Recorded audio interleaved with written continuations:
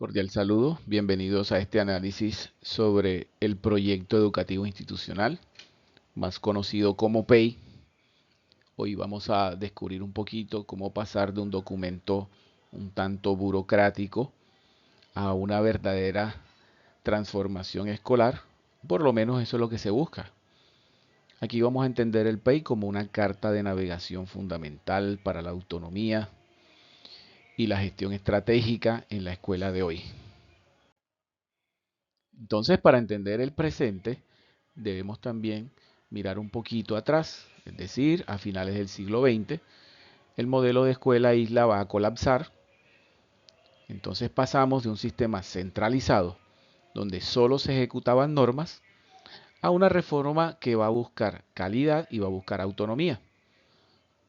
Entonces vamos a asistir al nacimiento de la gestión del conocimiento, en donde la escuela interactúa con su entorno y no se queda encerrada en sus muros. Entonces, a partir de todo esto, ¿qué es el PEI?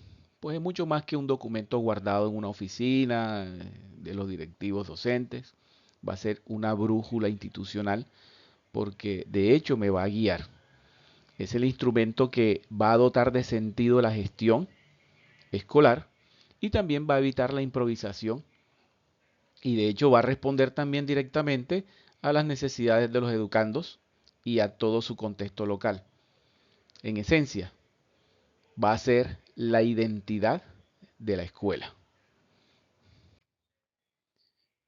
En ese sentido, aquí ocurre un cambio de clave. Entonces se pasa de la gestión administrativa tradicional a la gestión estratégica.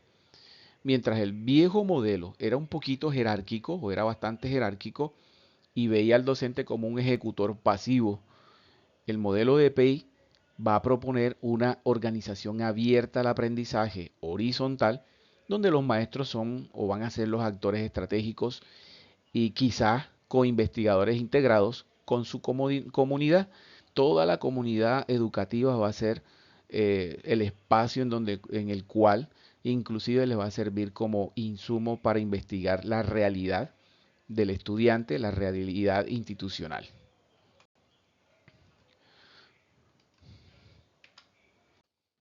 Bueno, pero se preguntarán para qué sirve realmente el PEI. El PEI originalmente cumple cuatro propósitos o funciones vitales. La primera es de orientar y darle racionalidad a las decisiones. Quiere decir que va a ordenar esa toma de decisiones tanto pedagógicas como administrativas para dar un funcionamiento adecuado a, a la institución. Segundo, va a ayudar a construir identidad y por ende autonomía, porque le va a dar ese sello propio a la escuela de identidad que necesita. Por eso son contextuales, por eso los países son contextuales y tienen que ver con el entorno o el contexto en el cual está ubicado. Tercero, va a fomentar la cohesión social reduciendo el individualismo. En ese sentido, el PEI debe ser participativo y construido en comunidad. Y por último, va a ser el motor de la innovación porque va a permitir imaginar y trazar caminos hacia quizá utopías posibles o eh, proyectos posibles. Es decir, va a permitir imaginar un futuro y trazar unos caminos que sean los más adecuados para lograr el éxito institucional. Ahora bien, un PEI sólido tiene por lo menos cuatro componentes integrados. Primero, el horizonte institucional, que va a definir la identidad o va a definir quiénes somos. Allí vamos a encontrar, por ejemplo, misión, visión, filosofía, etcétera. Segundo, vamos a encontrar el componente pedagógico, va a ser el corazón de la enseñanza. En otras palabras, va a resolver la pregunta ¿cómo enseñamos? Aquí vamos a encontrar también el modelo pedagógico.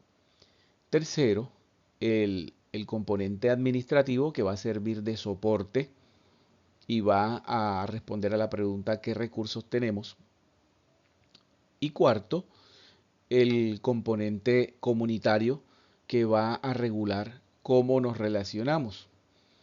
Esta estructura va a asegurar que los recursos siempre sirvan a los fines pedagógicos. Esa es la idea.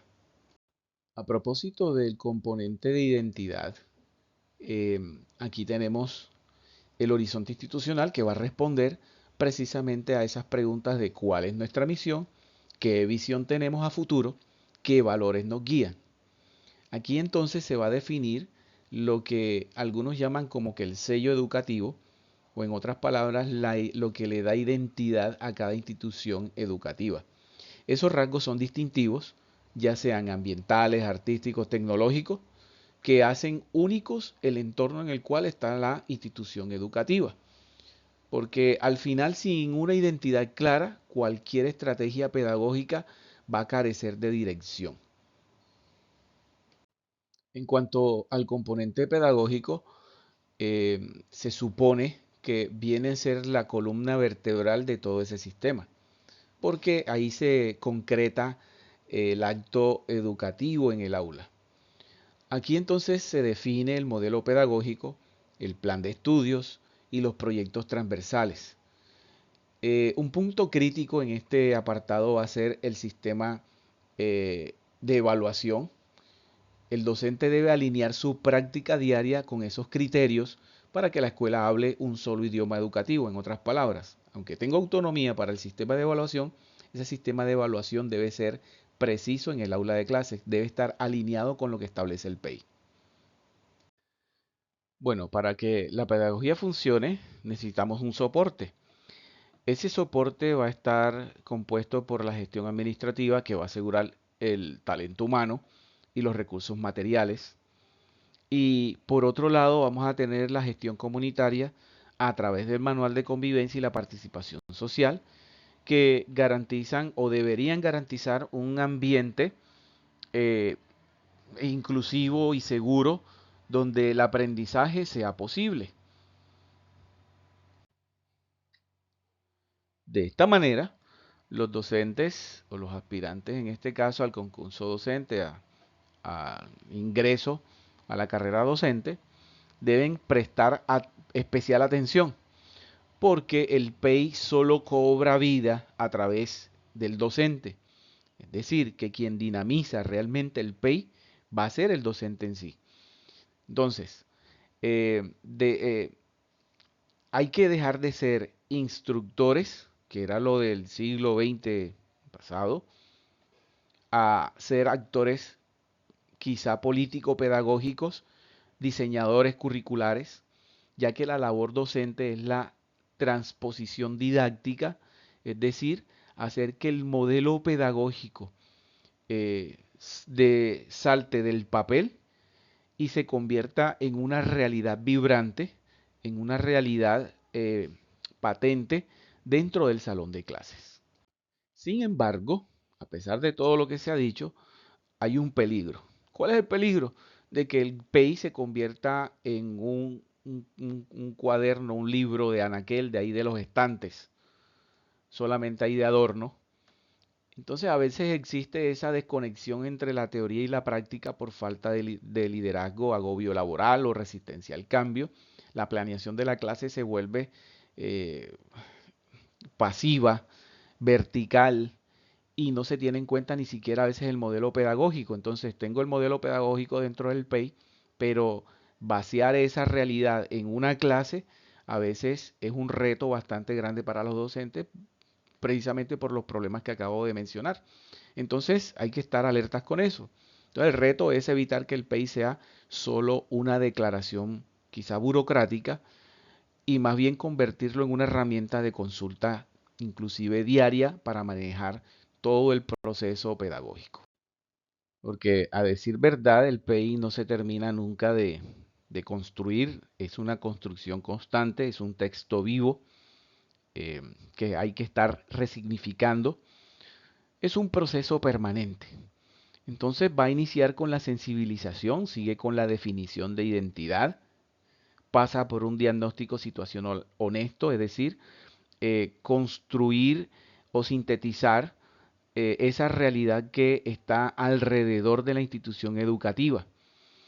se programa estratégicamente y se evalúa constantemente para ajustar el rumbo según los resultados que se vayan teniendo. Pues finalmente, para ir terminando esta parte, para una gestión transformadora necesitamos apropiarnos del horizonte institucional, es decir, toda la parte identitaria que nosotros queremos lograr, visión, misión, fomentar la investigación en el aula y ejercer un liderazgo distribuido, es decir, que no sea una persona o dos que brillen, sino que sea todo el grupo docente y cuando te evalúen te van a preguntar de esa manera. O sea, no que tú seas el héroe, sino cómo contribuyes tú para que ese liderazgo sea distribuido entre todos.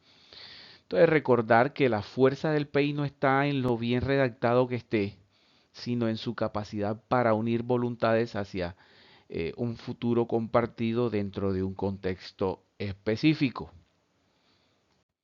Ahora bien, como hemos venido revisando, estudiando de acuerdo a las clases que hemos tenido, aquí llegamos a un núcleo de nuestra estrategia para decidir en el momento de las preguntas o decidir para que una respuesta sea considerada correcta de acuerdo a los parámetros establecidos por la Comisión Nacional del Servicio Civil, específicamente para el concurso docente de ingreso.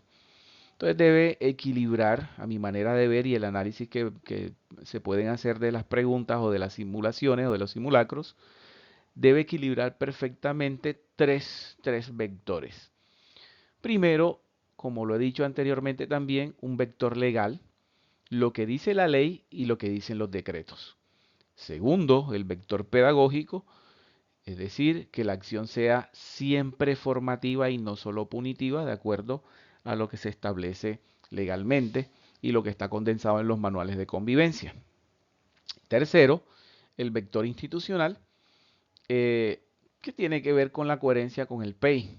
Si una opción es legal pero antipedagógica o pedagógico pero ilegal, entonces ahí tienes una trampa. Entonces la respuesta, pues la más sensata, está justo en la intersección de estos tres mundos, dentro del vector legal, es decir, lo normativo, el vector pedagógico o lo formativo y el vector institucional que está condensado con el PEI. Ahí estaríamos hablando de una respuesta idónea. Pongamos esto a prueba con un caso real. Imaginen que llegan a una institución cuyo PEI declara un modelo sociocrítico, un modelo pedagógico sociocrítico, pero el docente anterior solo hacía dictados y memorización. Entonces el coordinador le pide a usted que haga una nueva planeación. ¿Qué harías tú? ¿Mantienes ese plan anterior por conformidad o por comodidad o diseñarías algo nuevo? Fíjense ahí que el conflicto está de la siguiente manera. El PEI dice sociocrítico, pero la práctica era memorización. Entonces la misión que tiene es resolver esta brecha. ¿Vale? Ahí está la pregunta. ¿Cuál es la acción más pertinente para garantizar la coherencia con el PEI? Y te mencionan unas claves. Pues analizando entonces el caso, alineándolo con lo que mencioné antes, aquí la respuesta correcta podría ser perfectamente la B. ¿Por qué? Porque el aprendizaje basado en problemas, el ABP, es una traducción eh, ajustada al modelo sociocrítico al aula. Al analizarlo con el esquema de la Trinidad, como lo llamaría yo, de los vectores que están allí en pantalla, vemos que cumple con lo institucional porque respeta el PEI, está ajustado el modelo con sociocrítico eh, a la estrategia, cumple con lo institucional, precisamente porque respeta el PEI, es pedagógicamente activo y es legalmente válido bajo la autonomía escolar. Las otras opciones van a fallar porque o violan el PEI o ignoran cómo se construye la planeación educativa. Por otro lado, un segundo caso es el reto de inclusión. Un estudiante con hipoacusia ingresa a octavo y el profesor de matemáticas se niega a recibirlo alegando que no sabe señas. Pero ojo, el PEI dice que la institución es inclusiva. Como directores de grupo, como docentes, ¿cuál es la forma que ustedes utilizarían para resolver ese problema? ¿Cómo apoyarían a un colega o cómo se apoyarían ustedes mismos? ¿Ignorarían el problema o activarían la ruta de ajustes? ¿Qué harían ustedes? Evidentemente, la respuesta correcta sería la C, porque es necesario activar la ruta de educación inclusiva que exige la ley. En casos de inclusión, el vector legal tiene un peso enorme con el decreto 1421 de 2017. ¿Por qué? Porque va a obligar a la creación de un plan de ajustes razonables, un plan individual de ajustes razonables. No se trata de si el docente sabe señas o no. Entiendan esto, entendamos esta parte. Se trata de que el sistema debe adaptarse al estudiante. El sistema debe eliminar las barreras para que el estudiante pueda aprender o por lo menos abrazar, aprender ese acto pedagógico. Al elegir la C, la clave C, vas a cumplir con la ley, cumples con el PEI porque es inclusivo y también vas a ofrecer una solución formativa. En el caso práctico que presento a continuación, el número 3, hablamos de una crisis de convivencia. Es un caso muy común, ciberacoso por WhatsApp fuera del colegio. Muchos aspirantes caen en la trampa de decir, ocurrió fuera del colegio, no es mi problema. Pero resulta que la estudiante afectada no quiere volver. Entonces por eso te hacen la pregunta, ¿cómo debes actuar o cómo debe actuar la escuela según la ley 1620 frente a algo externo que repercute internamente en el clima de la convivencia escolar? Obviamente, la respuesta correcta sería la B, entendiendo que ya la Corte Constitucional, es decir, a través de la jurisprudencia, ha establecido que si el acoso afecta la convivencia escolar, el clima escolar, el colegio tiene que intervenir. En ese sentido, se debe activar el protocolo tipo 2. No busca expulsar, es decir, no busca lo punitivo, sino que va a buscar restaurar, en este caso va a buscar lo formativo, va a restaurar, restablecer el derecho de esos estudiantes, eh, ignorar la situación o expulsar eh, son rutas que violan el debido proceso y además los derechos fundamentales. En este caso, lo que hay que hacer es tratar de restituir el derecho y buscar restaurar. La restauración a partir del nuevo sistema de justicia que existe en Colombia después de la firma de los acuerdos de paz con la FARC después de 2016, por ahí más o menos. En fin, para tener éxito hay que dejar de pensar como si eh, a lo que yo creo que es y hay que comenzar a pensar como el docente idóneo que el Estado necesita.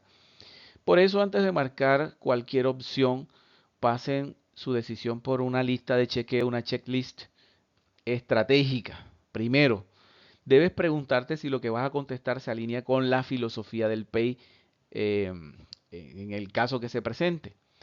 Segundo, debes también pensar en una acción pedagógica y restaurativa, ya no es punitiva, ya no es el castigo.